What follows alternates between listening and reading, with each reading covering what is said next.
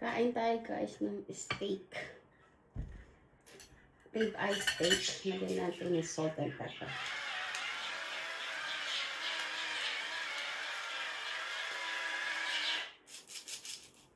There you go. Ayan siya.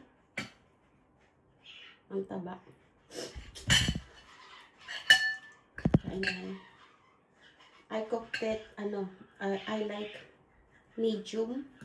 Hopefully, medium well siya. Yes, perfect. Tapos, meron akong pinakbet. And then, rice. Kain tayo. Let's eat! Naka-PJ lang ako because Habi is here. Dito si Habi. Siya yung mag-ano kayo doon, mag-aasikaso. So ako, kakain lang. Hinatid ko pala si Luna kasama si Habi sa school.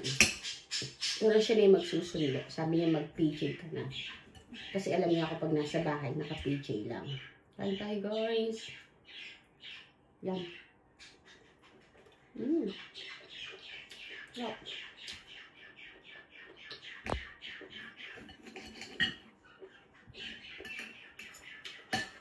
I didn't put anything apart from salt and pepper. This is pepper. I like your steak, no pepper.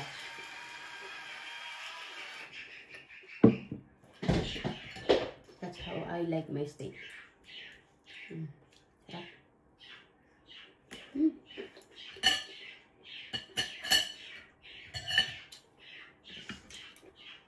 Tapos, itong pinakbet ko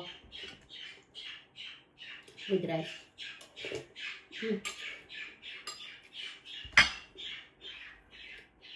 Masarap ng kalabasa, malagkit.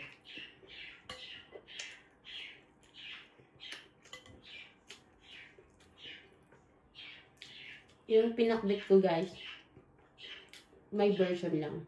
Meron siyang Chinese cabbage, tsaka pechay. Kasi kung ano lang naman meron ako. Nakita ko kasi sa rep, meron akong talong at tsaka kalabasa. So, nag-decide ako na gisa ko na lang siya sa kamatis at bagoong. So, which is gano'n naman ang luto ng pinakbet. So, kain.